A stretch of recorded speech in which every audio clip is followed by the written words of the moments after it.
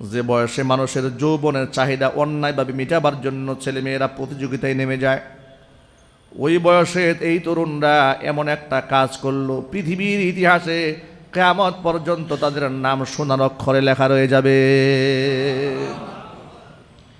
আল্লাহ বলছেন, ইন্নাহুম ফিতিয়াতুন, এরা এমন একদল তরুণ, আমানু বিরাব্বিহিম, তাদের রব আমি আল্লাহর উপরে তারা ঈমান আনয়ন করেছিল, ওয়াজিদনাহুম হুদা, এদের হেদায়েতটাকে আমি আল্লাহ বৃদ্ধি করে দিয়েছিলাম, এদের ঈমান এত শক্তিশালী আমি করে দিয়েছিলাম, জালেম বাদশার সামনে দাঁড়িয়েও তারা তাদের রবকে ভুলে যায় নাই।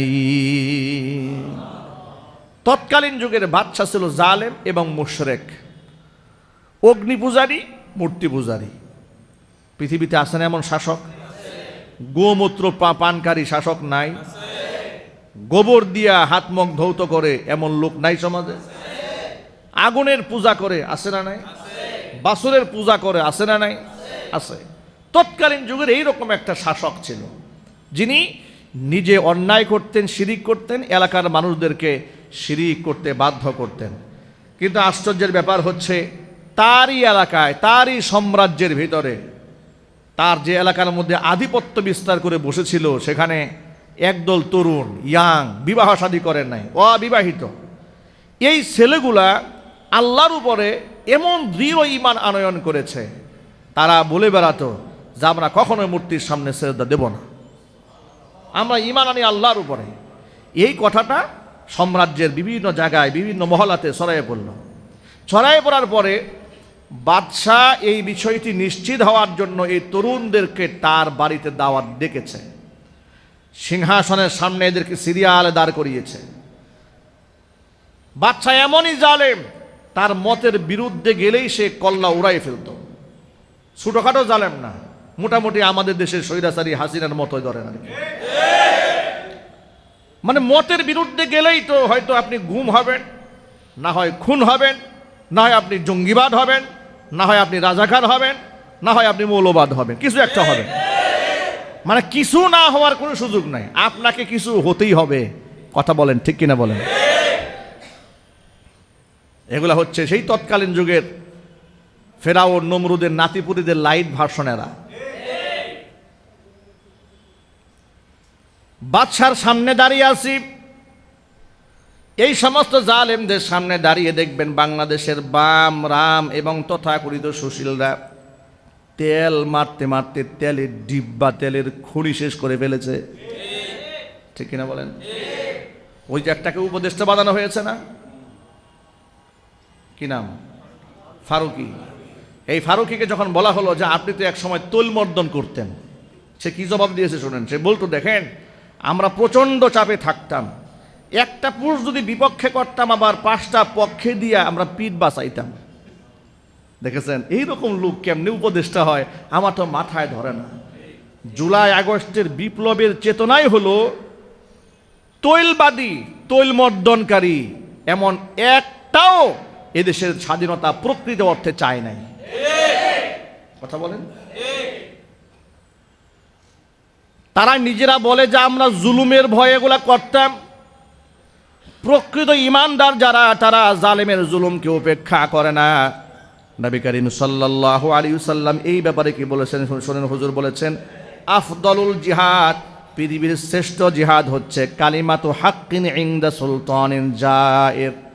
জালেম শাসকের সামনে দাঁড়িয়ে সত্যবাণী উচ্চারণ করা হচ্ছে এই দুনিয়ার মধ্যে সবচাইতে বড় জিহাদ, সবচেয়ে বড় জিহাদ।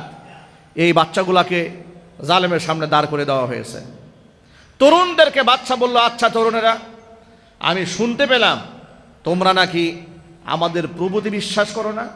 বাচ্চারা বলল, হ্যাঁ আমরা দেবদেবীতে বিশ্বাস করি না। তো তোমরা বিশ্বাস করো কাকে?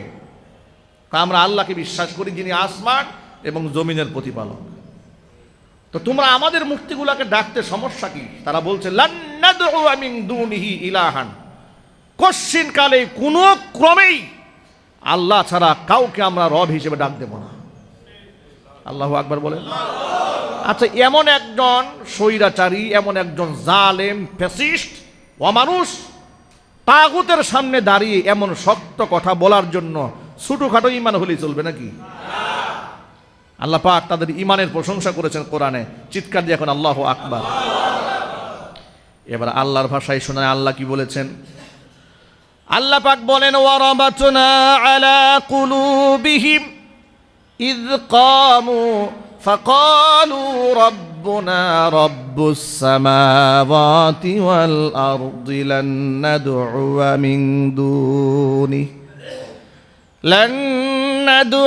মিন দুনিহি ইলাহান লাকাদ কুলনা ইযান শাতাতা। ইয কামু, যখন তারা বাদশার সামনে দাঁড়ালো, ফাকালু, এবং বলল, রব্বুনা, আমাদের রব হচ্ছে রব্বুস সামাওয়াতি ওয়াল আরদি, যিনি আসমান সমূহ এবং জমিনের প্রতিপালক, তিনিই হচ্ছেন আমাদের রব। লান নাদউয়া মিন দুনিহি, তাকে বাদ দিয়া কাউকে আমরা ইলাহান, ইলাহা রূপে ডাকতেই পারি না, কুশ্চিন কালেও ডাকবো না। লাকাদ কুলনা ইযান শাতাতা, তাহলে তো আমরা মারাত্মক মিথ্যা কথা বলে ফেললাম, অহেতুক কথা বলে ফেললাম।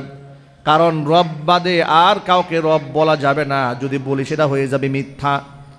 জালেমের সামনে যখন এমন শক্ত কথা বললেন, আল্লাহ বলেছেন, রবাতনা আলা কুলুবিহিম, তাদের অন্তরের মধ্যে ঈমানটাকে আমি মজবুতভাবে গেঁথে দিয়েছিলাম। মজবুত ঈমান না হলে সরাসরি মুখের সামনে দাঁড়িয়ে তার বিরুদ্ধে কথা বলাই এটা সহজ কাজ ছিল না। এই যুবকেরা খুব ভালো করে জানতো, এমন জালেম বাদশা যদি এই কথা বলি, নিশ্চিত মৃত্যুদণ্ড ছাড়া আমাদের আর কোনো শাস্তি ওরা দিবে না। হাসি মুখে ফাঁসির দড়ি গলায় নেবে, কিন্তু আল্লাহ বাদে কারো সামনে মাথা নত করবে না। আল্লাহু আকবার বলেন। আল্লাহ দয়া করে, মায়া করে, আল্লাহ রহমতের চাদরের মধ্যে আমাদেরকে বেষ্টনী দিয়ে রেখেছেন। শুকরিয়া আদায় করার দরকার আছে না? না। আমি আপনাদের সামনে আজকে কোরআনে কারীমের সূরাতুল কাহাফ থেকে এই সবকটা শোনাবার চেষ্টা করব, যে রবের হুকুম পালন করতে গিয়ে একজন বান্দার স্যাক্রিফাইস, তার ত্যাগ, তার কত কুরবানি কত উপরে থাকতে পারে, এবং হারাম থেকে বাঁচার জন্য কোনো যুক্তি তর্ক যে চলে না, এটা আমি কোরআন থেকে আপনাদের সামনে উপস্থাপন করছি।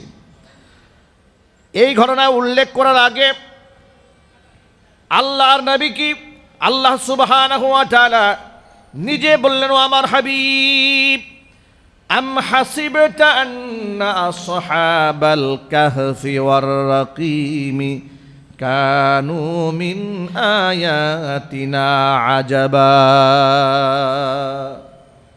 গুহাবাসী লোকদের ঘটনাটা, রাকিম, যাদের শিলালিপিতে নাম উল্লেখ করা ছিল, ওই সমস্ত ব্যক্তিদের কাহিনীতে আপনি খুব আশ্চর্যান্বিত হচ্ছেন নিশ্চয়ই।